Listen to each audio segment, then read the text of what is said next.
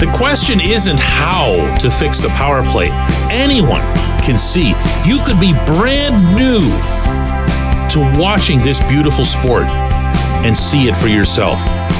The question is, who's going to do it? Good morning to you.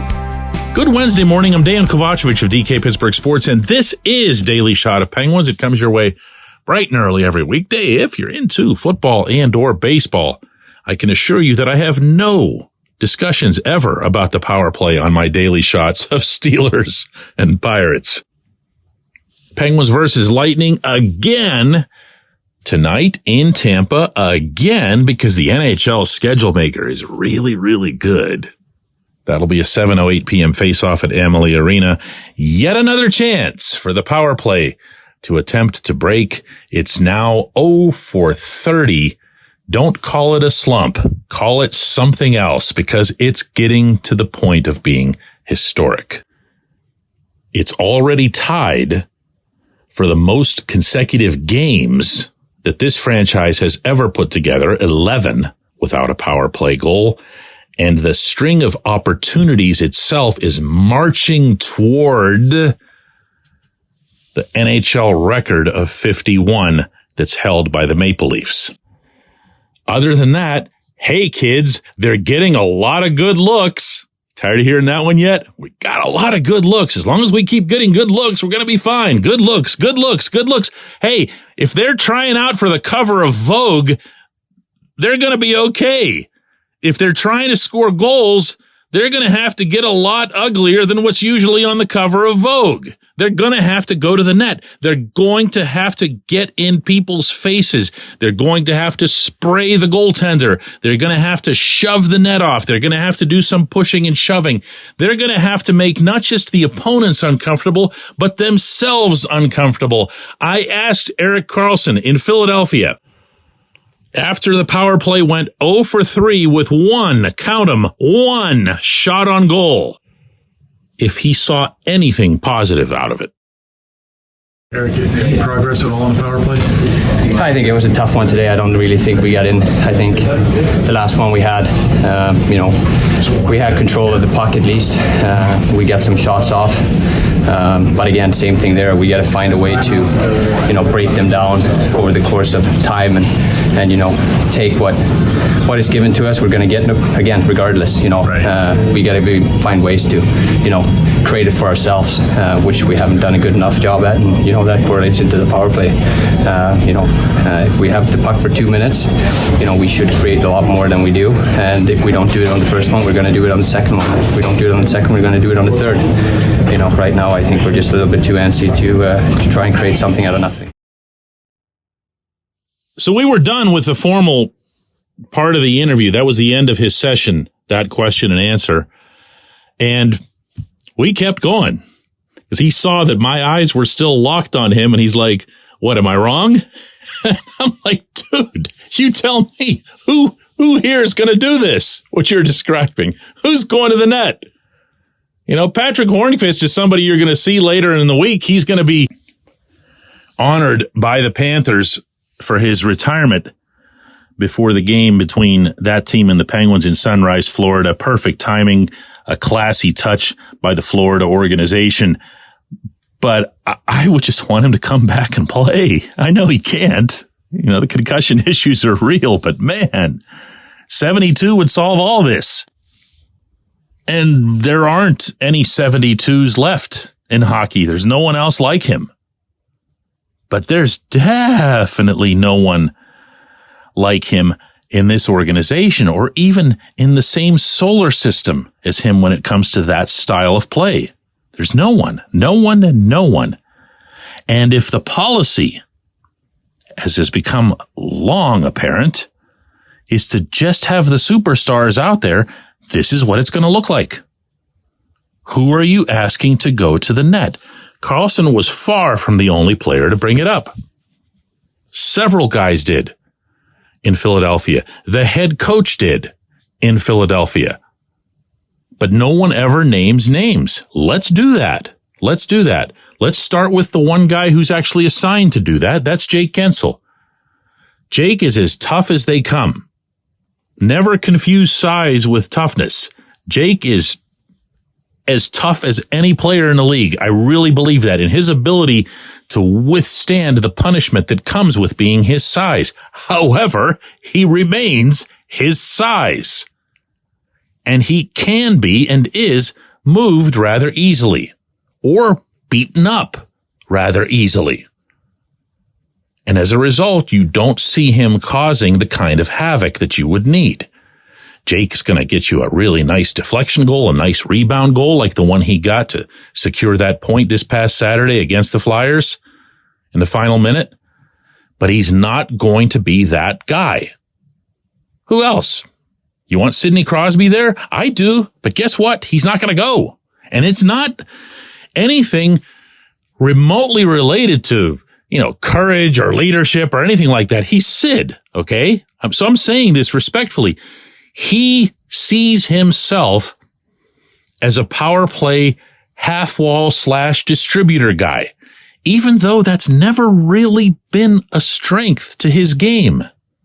The one potential negative that you can offer about Sid and his beyond brilliant career in Pittsburgh is that he never really owned or dominated power plays. When you look at the other great, and I mean I'm underlining great, all caps, all boldface players that the Penguins have had, you're talking about Mario Lemieux, you're talking about Jaromir Jagr, both of whom were just spectacular on a power play. They lived for the power play. They could read the entire rink. They were very different at how they went about it, but they were just feasting in such situations. Sid's a guy on the power play. He's really good. He'll put up his points, but you wouldn't put him anywhere near the level of those other two. Maybe that's something that motivates him to want to be the semi-half wall guy down at the goal line or what? I don't know. I can't get inside his head. I do know that he'd rather distribute. He'd rather just push the puck back to the right point than he would to take it to the net. Evgeny Malkin isn't really that different in that capacity. Gino's never been what you would call some power play wizard. He's been a point man for a lot of it. That's understandable. I think he was a lot happier and a lot more comfortable back when he had Sergei Gonchar doing that for him, but now he's kind of in the Gonch role to an extent in that he's supposed to be the trigger guy. I know the Penguins fancy him as being a trigger guy in putting him over in that right circle, but he misses the net too much and he shoots high too much. So the puck either bangs off the glass or it caroms all the way around and out of the zone and nothing comes of it. There's no rebound, and for the most part, it doesn't matter if there is a rebound because there's nobody there to push home the rebound. Who's going to do this? Who? Is it somebody else on the roster? I hear Jeff Carter. Put Jeff Carter in front. Jeff Carter's got no hands left, people. None. Zero. He could stand there, and he would be tougher to move, but he wouldn't get anything done. Remember that a big chunk of the Hornqvist effect was that Hornqvist could score. Who else? Radim Zahorna, they tried that for half a shift in Buffalo, and that was the end of that. Fair or not? I don't know. I don't care. It's not happening. Who else? Who else you got? When we come back, J1Q.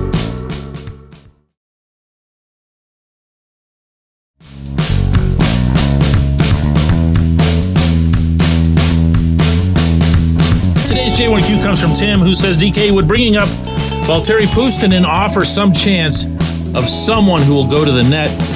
What would Kyle Dubas likely have to give up to get someone who'll go to the net the way Patrick Hornqvist and Chris Kunitz did? On the power play, how does a coach motivate the players to start shooting low instead of going for the corner shot over the goalie's shoulder? Tim, you're lining up a lot of questions here. I'm going to stick with the very first one, even though I'm going to advertise in advance here that I'm going to sound stupid because Puustinen's not having a good year at Wilkes-Barre Scranton.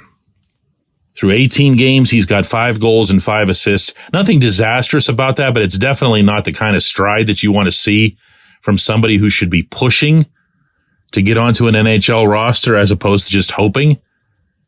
in those 18 games, he's only put 39 shots on net, which tells me from afar that he's not pulling the trigger and he's not getting tight enough to make the kind of difference that we're describing. However, here comes the stupid part. I have liked everything that I've ever seen about him in this regard.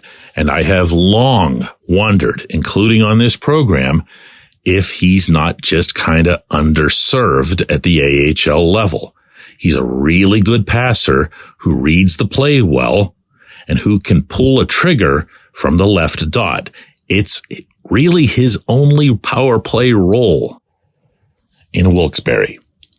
That's what he does. It's kind of the Ovechkin spot. I'm not comparing him to Alexander Ovechkin, just saying that's where he stands.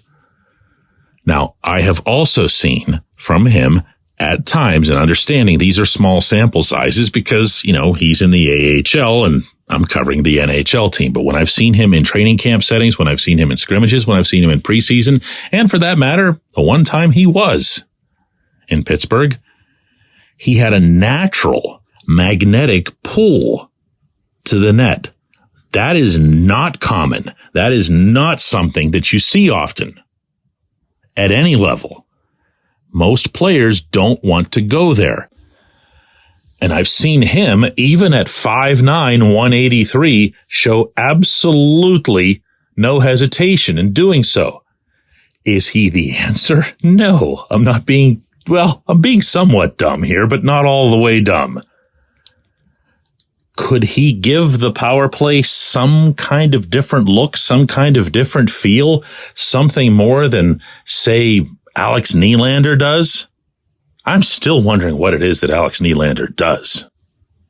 I wonder that literally every time he's here, every shift he takes. Is this thinking so far outside the box that it's preposterous? Sure. Is this the time for that sort of thing? You betcha. You betcha. I appreciate the question. I appreciate everyone listening to Daily Shot of Penguins, even when I end with something this stupid. Let's do it again tomorrow.